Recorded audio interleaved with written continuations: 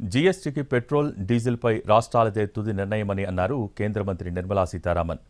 Petrol ఉత్పత్తులపై GST వేయాలని కేంద్రం ఎప్పటినుంచో భావిస్తోందన్నారు. అయితే అందుకు రాష్ట్రాలు అంగీకరించాల్సి ఉందన్నారు.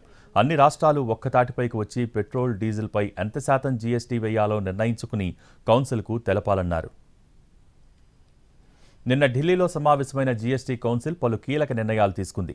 రైల్వే ప్లాట్ఫామ్ టికెట్లపై జీఎస్టీ ఎత్తివేసింది. దీంతో పాటు ఇతర సేవలు, రెస్ట్ రూమ్లు, వెయిటింగ్ హాల్స్, క్లార్ రూమ్స్, ఇక ప్లాట్ఫామ్పై బ్యాటరీతో నడిచే కార్ల సేవలపై జీఎస్టీ రద్దు చేసింది. వీటితో పాటు వర్కింగ్ మెన్, ఉమెన్ హాస్టల్స్కు జీఎస్టీ మినహాయించింది కౌన్సిల్.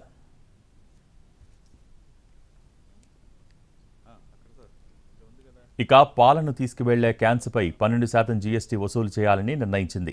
ఉక్కు, ఇనుము, అల్యూమినియంతో తయారైన అన్ని పాల క్యాన్స్పై 12% జీఎస్టీ వేయనున్నారు. సోలార్ కుక్కర్లపై 12% జీఎస్టీని విధించింది. అట్టబాక్సులపై జీఎస్టీ 18 నుంచి 12%కి తగ్గించారు. జమ్మూ కాశ్మీర్, హిమాచల్ ప్రదేశ్ వంటి రాష్ట్రాల పళ్ల వ్యాపారులకు ప్రయోజనం చేకూరనుంది. ఎరువులపై జీఎస్టీ ఎత్తివేతపై ఇంకా ఎలాంటి నిర్ణయం తీసుకోలేదు. దీనిపై పార్లమెంటు కమిటీకి సిఫార్సు చేసింది. ప్రస్తుతం ఎరువులపై 5% జీఎస్టీ వసూలు చేస్తుండగా ముడి సరుకులైన సల్ఫ్యూరిక్ యాసిడ్, అమోనియాపై 18% పన్ను విధిస్తున్నారు.